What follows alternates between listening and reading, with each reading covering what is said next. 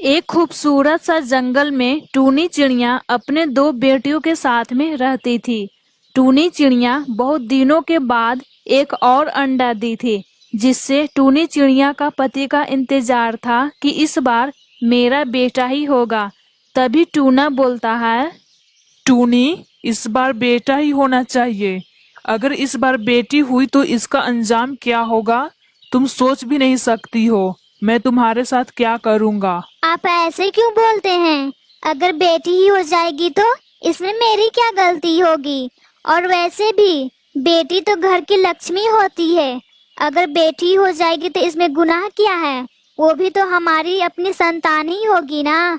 तुझे एक बार में समझ में नहीं आता है? मुझे इस बार बेटा ही चाहिए। और वैसे भी तुझे पता है ना, बेटियां सिर्फ घर की एक बोझ होती हैं। तुमने ये जो दो दो बेटियों को जन्म दिया है, इसका बोझ कौन उठाएगा? मुझ में इतनी हिम्मत नहीं है पराई घर जाने वाली बेटियों को ढेर सारा दहेज देकर भेजूं। समझ गई तू?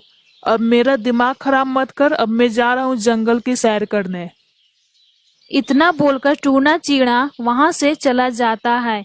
इधर टूनी अपने पति का बात सुनकर उदास बैठी थी। तभी अचानक से वहां बुलबुल कबूतर आ जाती है। टूनी को देखकर बोलती है। टूनी, तुम उदास क्यों बैठी हो? तुम उदास रहती हो तो बिल्कुल भी अच्छी नहीं लगती हो। तुम हमेशा हंसती खेलती रहो टूनी। और वैसे भी तुम्हारी समस्या क्या है, मुझे बताओ टूनी, ताकि मैं तुम्हारी मदद कर सकूं। बुलबुल बहन, हमारी दो बेटियां हुई हैं। मैं एक और अंडा दी हूँ। नैना के पापा बोल रहे थे अगर इस बार बेटी हुई और बेटा नहीं हुआ तो तुम्हारी खैर नहीं। इतना बोलकर यहाँ से गुस्से से चले गए। मुझे तो डर सा लग रहा है, मेरे साथ ये क्या करेंगे। तुम परेशान मत हो टूनी, मैं समझाऊंगी तुम्हारे पति को। आने दो उन्हें। और वैसे भी बेटा बेटी होना ईश्वर के हाथ में है, इसमें तुम क्या कर सकती हो टूनी। दोनों पक्षी एक दूसरे से बात कर रहे थे। तभी टूनी का अंडा हिलने लगता है। अंडा हिलने की वजह से अंडा फूट जाता है।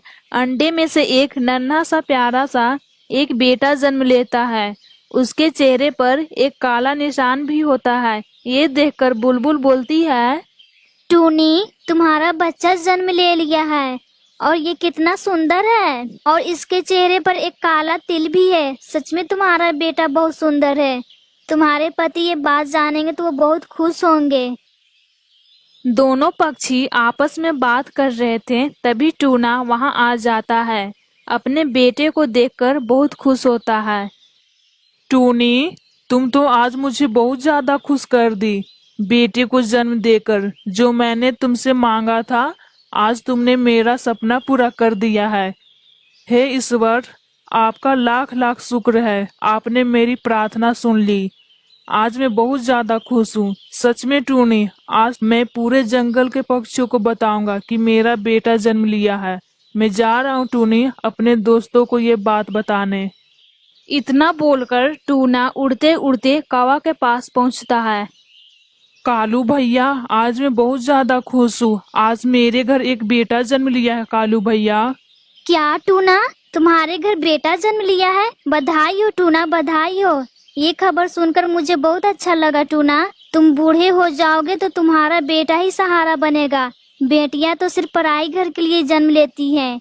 ठीक है कालू भैया, अब मैं जा रहा हूँ तोते के पास। उसे भी बधाई देना है। ठीक है टूना, अब तुम जा सकते हो। इतना बोलकर टूना उड़ते उड़ते तोते के पास पहुंच जाता है। तोते भैया, आज मेरे घर बेटा जन्म लिया है। आज मैं बहुत ज्यादा खुश हूँ तोते भैया। बधाई हो टूना, तुम्हारे घर में बेटा जन्म लिया है। ये खबर सुनकर मैं बहुत ज्यादा खुश हूँ टूना। ठीक है तोते भैया, अब मैं घर जा रहा हूँ अपने बेटे के पास। इतना बोलकर टूना अपने घर उड़ते उड़ते पहुंच जाता है। टूनी, मेरा बेटा ठीक है ना? उसे कुछ हुआ तो नहीं है ना? क्योंकि मैं तुरंत यहाँ से चला गया था अपने दोस्तों के पास कि मेरा बेटा जन्म लिया है। नहीं टूना जी, हमारे बच्चे को कुछ भी नहीं हुआ है। आप चिंता मत कीजिए, ये सही सलामत है। वो सब तो ठीक है टूनी, ये तुम्हारी दोनों बेटियां यहाँ क्या कर रही है? इन दोनों को यहाँ से हटाओ। इन दोनों का चेहरा देखने से मेरा पूरा दिन खराब हो जाता है। माँ, माँ, पापा हम दोनों बहनों से इतनी नफरत क्यों करते हैं माँ? बेटा, तुम अपने पापा के बात को लेकर दुख मत होना बेटा। इन्हें बेटियों से नफरत है, सिर्फ इन्हें बेटा ही अच्छा लगता है। ये तो बेटा के प्यार में अंधा हो चुके हैं बेटा। ये बेटा बेटी में फर्क कर रहे हैं। चुप हो जाओ टूनी, वो तो आने वाला दिन ही बताएगा बुढ़ापा का सहारा कौन बनेगा, बेटा या बेटी। अब मैं जा रहा हूँ अपने बेटे के लिए जंगल में फल लाने। वो फल खाएगा तो जल्दी से बड़ा हो जाएगा। पापा, मेरे लिए भी फल लेकर आइएगा। मुझे भी फल खाना है, मुझे बहुत पसंद है फल। चुप हो जाओ, मैं अपने बेटे के लिए सिर्फ फल लेकर के आऊंगा। तुम क्या करोगी फल खा करके? ये सब कुछ बुलबुल कबूतर देख रही थी। टूना जी, आपका दिल कितना कठोर बन चुका है। आप अपने दोनों बच्चों को देखभाल कीजिए। बेटी जन्म ली है तो आप इतनी नफरत मत कीजिए टूना जी। वो भी तो आपकी औलाद ही है ना। ये ना हो आगे चलकर आपको पछताना पड़े। ठीक है टूनी, अब मैं चलती हूँ अपने घर। इतना बोलकर कबूतर वहां से चली जाती है। तभी अचानक सा टूनी के पेट में दर्द होता है। टूना जी, मेरे पेट में बहुत ज्यादा दर्द हो रहा है टूना जी। कुछ कीजिए टूना जी। टूना जी, कुछ कीजिए टूना जी। हमसे बर्दाश्त नहीं हो रहा है टूना जी। अब लगता है मेरी बचने की उम्मीद कम है टूना जी। टूना जी, कुछ कीजिए टूना जी। मेरे पेट में बहुत ज्यादा दर्द हो रहा है टूना जी। टूना जी, कुछ कीजिए टूना जी। अगर मैं ना रहूं तो मेरे तीनों बच्चों का अच्छे से देखभाल कीजिएगा टूना जी। बेटा बेटे में फर्क मत कीजिएगा टूना जी। टूना जी। इतना बोलकर टूनी अपना दम तोड़ देती है। माँ, माँ, ये आपको क्या हो गया माँ? आप हम लोग अकेले छोड़कर क्यों चली गई माँ? उठो ना माँ, माँ उठो ना माँ। नैना, चलो अब यहाँ से। तुम्हारी माँ हम लोग को छोड़कर चली गई है ईश्वर के पास। फिर टूना अपने तीनों बच्चों को वहां से लेकर दूसरे जंगल में चला जाता है। नैना, मैं तुम दोनों का बोझ नहीं उठा सकता हूँ। मैं और मेरा बेटा जा रहा हूँ दूसरे जंगल में। पापा, हम दोनों को अकेले छोड़कर मत जाइए पापा। हम दोनों कैसे रह सकते हैं अकेले पापा? हम दोनों बहनों का कोई भी नहीं है इस दुनिया में आपके सिवा पापा। मत जाइए पापा, हम दोनों बहनों को छोड़कर पापा। ज्यादा बकबक मत करो, समझी तू? अब मैं जा रहा हूँ अपने बेटे को लेकर। इतना बोलकर टूना अपने बेटे को लेकर वहां से चला जाता है। इधर दोनों बहन रोने लगते हैं। मुनमुन, अब हम लोग का कोई भी देखभाल करने वाला नहीं है मुनमुन। अब तो हम लोग अनाथ हो गए हैं मुनमुन।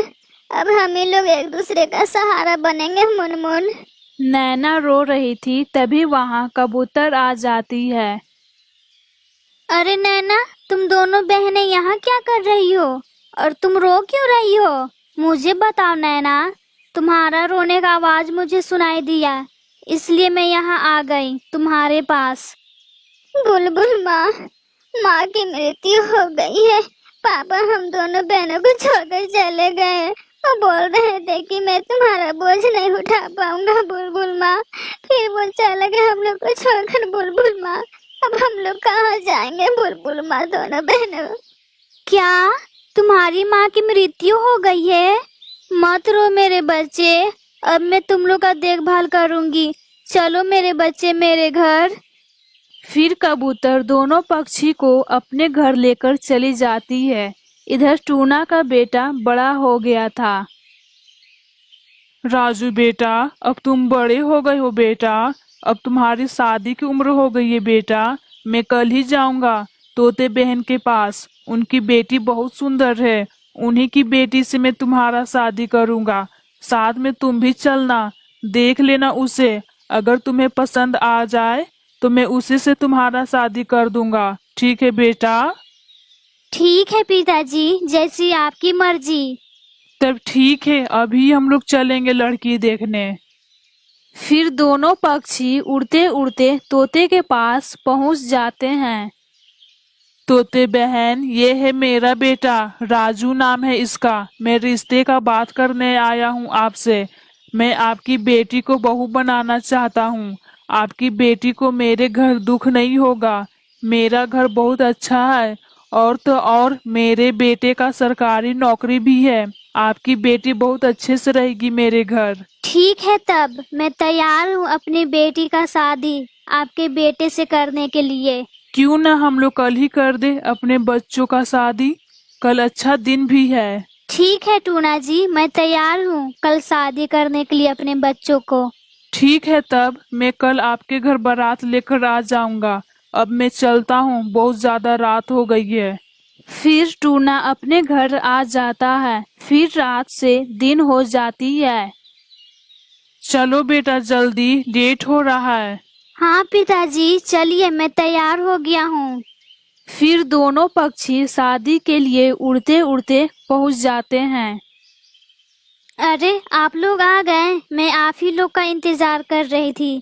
चलो राजू बेटा, माला ले लो। टुनटुनी, तुम भी माला ले लो और एक दूसरे के गले में डाल दो। आप चिंता मत कीजिए, आपकी बेटी को अच्छे से रखूंगा। अब हम लोग निकलते हैं घर के लिए। फिर वहां से तीनों पक्षी उड़ते उड़ते वापस अपने घर पहुंच जाते हैं। बेटा राजू, अब तुम्हारा ही जिम्मेदारी है घर का और घर चलाना। अब तो मेरी जिंदगी कट गई है। अब मैं बूढ़ा हो गया हूँ बेटा। अब तुम्हारा ही जिम्मेदारी है मेरी सेवा करना और इस घर को संभालना बेटा। ठीक है पिताजी, मैं देखभाल करूँगा आपका। फिर यूं ही कुछ दिन बीत जाता है। राजू जी, आप इस बूढ़े को निकाल क्यों नहीं देते हैं घर से? अब मैं नहीं काम करूँगी। मैं बूढ़े का सेवा करते करते थक गई हूँ। अब मैं नहीं करूँगी इस बूढ़े का सेवा। अब समझ गए ना राजू जी? पिताजी, आप इस घर से निकल जाइए। मैं आपका अब मैं बोझ नहीं उठा सकता हूँ। अभी कभी निकल जाइए मेरे घर से। मेरी पत्नी आपकी सेवा नहीं करेगी। वो दिन रात करके आपका सेवा थक जाती है। क्या बोल रहा है बेटा? तुम मुझे घर से निकालोगे? मैं तुम्हें पोस पाल कर बड़ा कर दिया है और शादी ब्याह भी कर दी। अपनी पत्नी का बात सुनकर तुम मुझे घर से निकालोगे? आज तुम्हारी माँ जिंदा होती तो मेरी हालत ऐसी नहीं होती। शायद मुझे ईश्वर इसलिए सजा दे रही है जो मैंने अपने मासूम बेटियों को छोड़कर आ गया। सिर्फ तुम्हारे लिए मैंने अपने दोनों बेटियों को छोड़ा कि मेरा बेटा बड़ा हो जाएगा तो मेरी देखभाल करेगा। और मैंने बेटे के चाहत में मैं अपने दोनों बेटियों को उस जंगल में अकेले छोड़कर आ गया।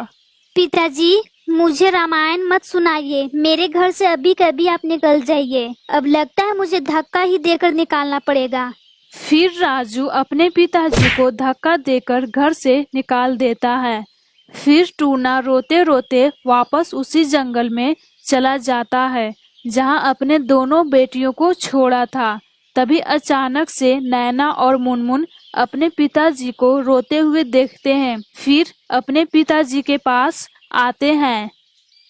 पिताजी, आप यहाँ क्या कर रहे हैं अकेले? और आप रो क्यों रहे हैं पिताजी? और राजू कहाँ है? बेटी, राजू मुझे घर से निकाल दिया है। उसकी अब शादी भी हो गया है बेटी।